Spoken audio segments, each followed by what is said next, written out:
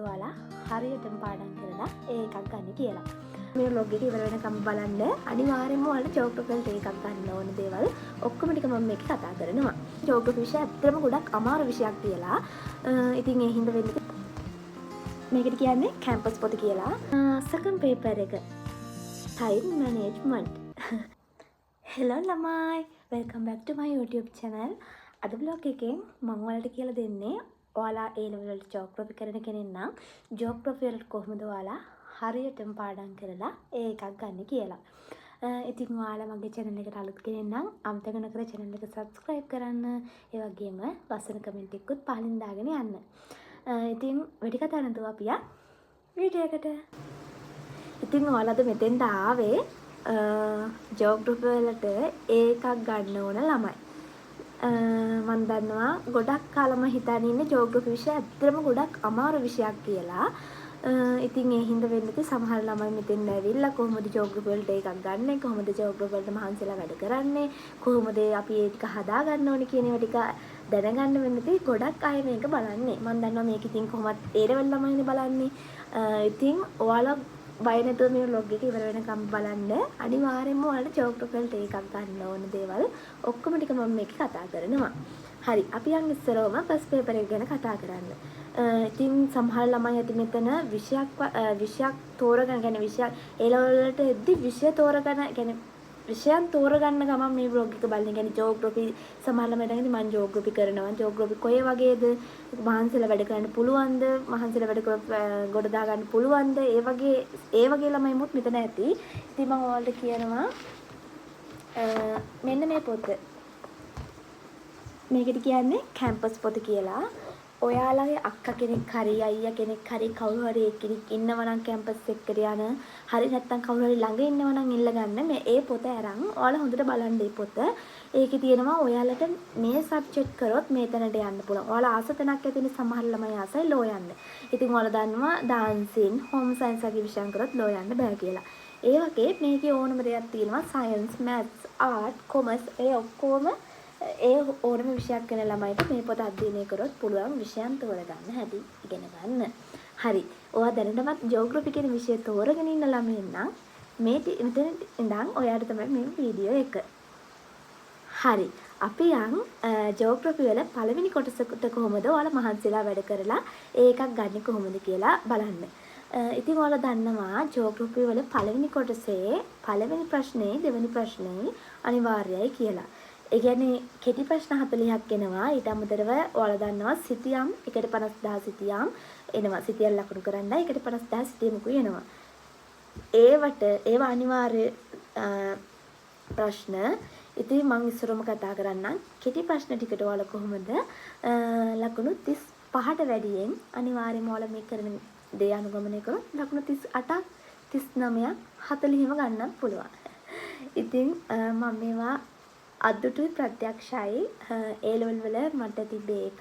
ඉතින් මට first paper එකේ ලකුණු 38ක් තිබ්බා. ඉතින් ෆස්ට් පේපර් එකේ පළවෙනි ප්‍රශ්න 40 කොට දාගන්න කොහොමද කියලා මම ඔයාලට දැන් කියලා දෙන්නම්.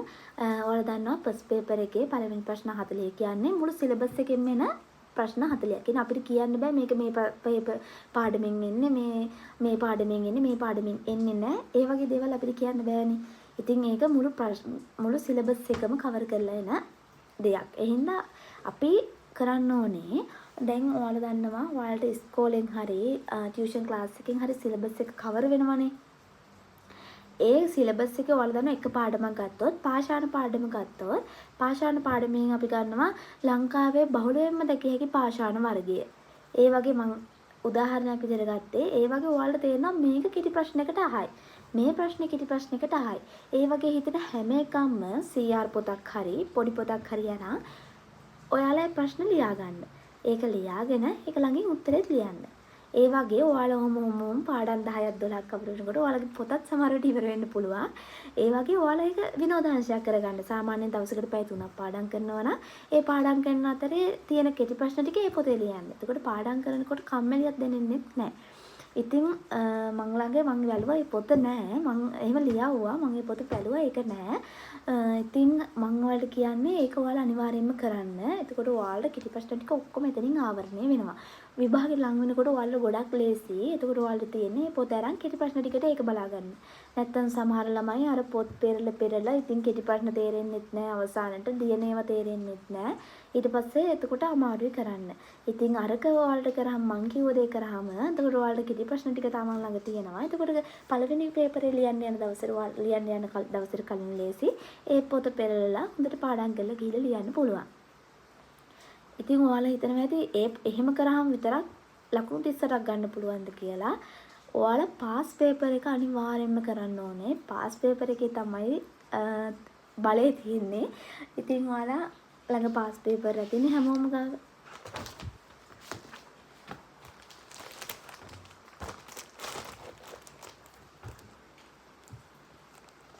පාස් පේපර් හැමෝම කරන්න ඕනේ.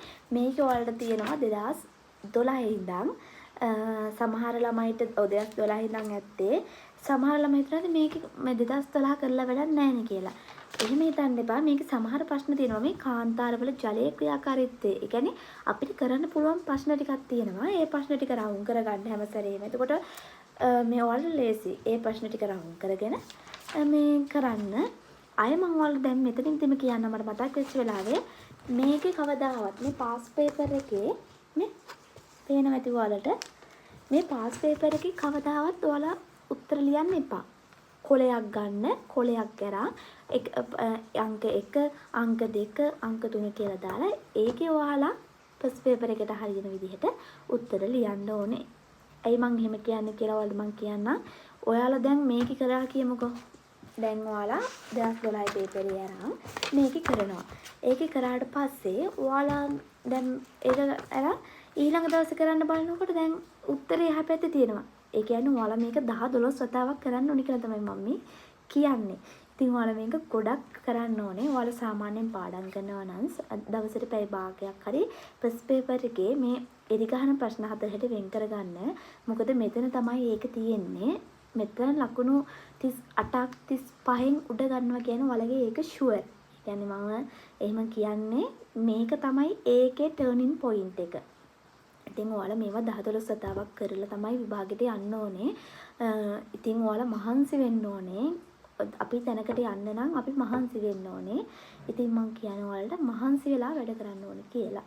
ඉතින් ඔයාලගේ ෆස්ට් පේපර් එකේ ලකුණු 40 ගන්න ඔයාලා කරන්න ඕනේ ඔන්න ඔය දේ තමයි. පේපර් එකේ ඉරිගහන ප්‍රශ්න 40 ඔයාලට තේරෙන්නේ නැති කොහොමද කරන්න ඕනේ කියලා.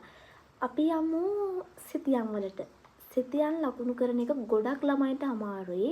අමාරු කියන්නේ ගොඩක් ළමයින්ට තේරෙන්නේ නැහැ මේක කොහොමද කරන්න ඕනේ කියලා. ඉතින් මේ වීඩියෝ එක දැනටමත් ගොඩක් ලොකුයි. ඉතින් සිතියම් ගැන වල තේරෙන්නේ නැති තැනක් තියෙනවා නම් අනිවාර්යෙන් පල්ලෙහෙන් කමෙන්ට් කරගෙන යන්න. 150 සිතියම් ඒ වලට තේරෙන්නේ නැත්නම් පල්ලෙහෙන් මේ කමෙන්ට් එකක් දාන්න අනේ අක්ක එක තේරෙන්නේ නැහැ කියලා. එහෙම වුණොත් මම අනිවාර්යෙන්ම ඔයාලට ඊළඟ vlog එක කොහොමද ඔයාලා සිතියම් ටික හරියට කොට දාගන්නේ කියලා මම අනිවාර්යෙන්ම කියලා දෙන්නම්. එතකොට ඔයාලට එනවා GIS, GPS, RS ඊළඟට ප්‍රස්තාර ඊළඟට සංඛ්‍යානය. ඒ ටික එනවා ලියන්න. ඉතින් ඔයාලට කරන්න තියෙන්නේ මොකක්ද දන්නවද? හරි. ඒ ටික එනවා ලියන්න.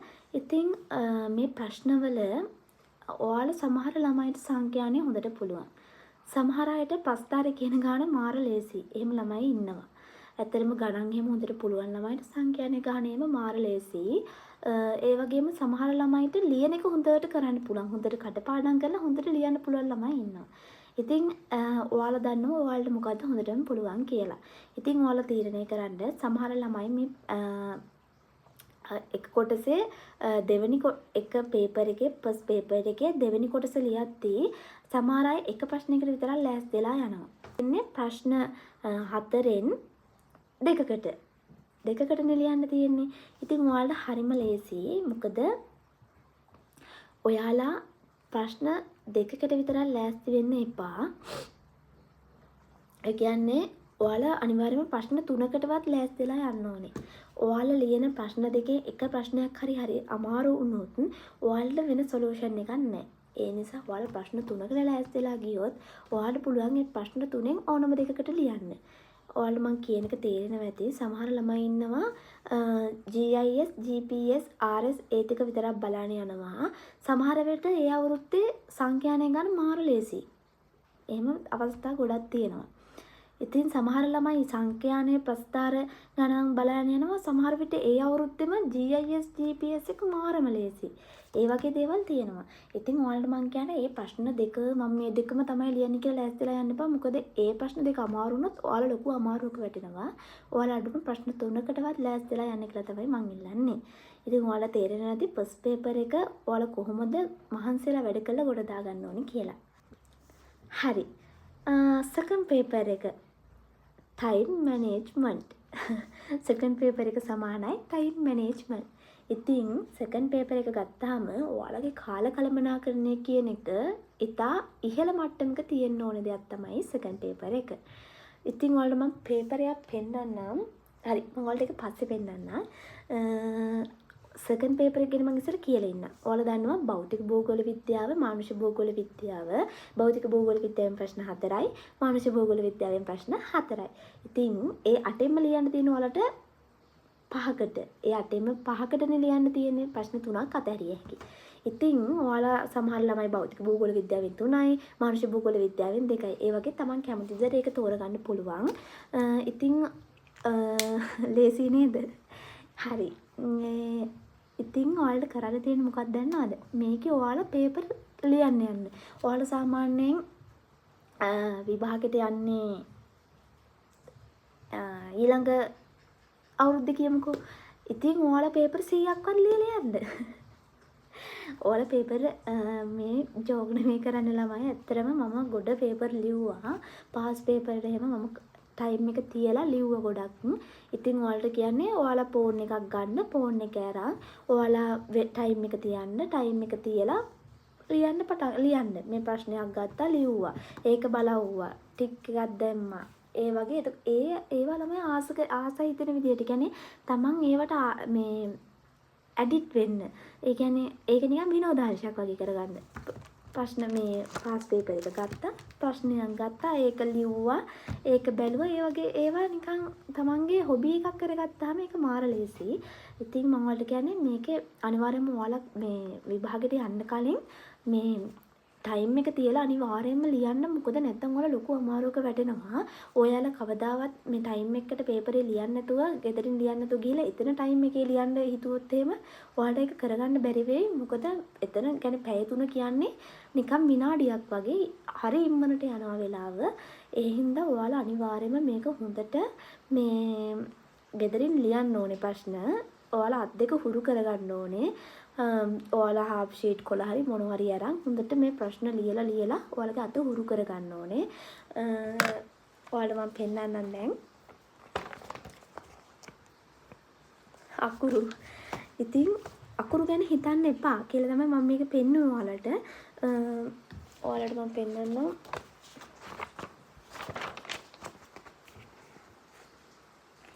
කියන්නේ නෝට් එකේ අකුරුයි ඔයාලට පේනවා ඇති මෙතන අකුරු වලයි තියෙන වෙනස. ඉතින් මම ඔයාලට කියන්නේ මේ අකුරු ගැන හිතන්න එපා. ඒ කියන්නේ අකුරු කියව ගන්න පුළුවන් විදිහට තිබ්බනම් ඇති. ඒ වල කියන්නේ ඔයාලගේ අත් අකුරු බලන විභාගයක් නෙවෙයි. අත් අකුරු වලට ලකුණු දෙන්නේ නැහැ.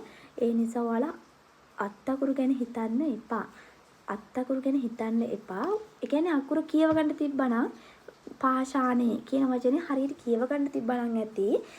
මේ ඒ නැතුව ඔයාලගේ බෝල අකුරු බලන්න කවුරුත් නැහැ. ඉතින් ඒ නිසා ඔයාලා හරියට පේපරේ ලියන්න අත හුරු කරගන්න ඕනේ. ඉතින් මහන්සි වෙන්න ඕනේ කියන එක තමයි කියන්න තියෙන්නේ. ඉතින් සෙකන්ඩ් පේපර් එකේ ගැන කිව්වොත් ප්‍රශ්න මට එහෙම දෙයක් ලොකුවට කියන්න නැහැ. මොකද හැමෝම ඔයාලගේ ඉස්කෝල වල ක්ලාස් වල ඒ පාඩම් ටිකට දාලා නෝට් ටික දෙනවා. ඉතින් මට ඒ නෝට් වල මුකුත් කියන්න දෙයක් නැහැනේ.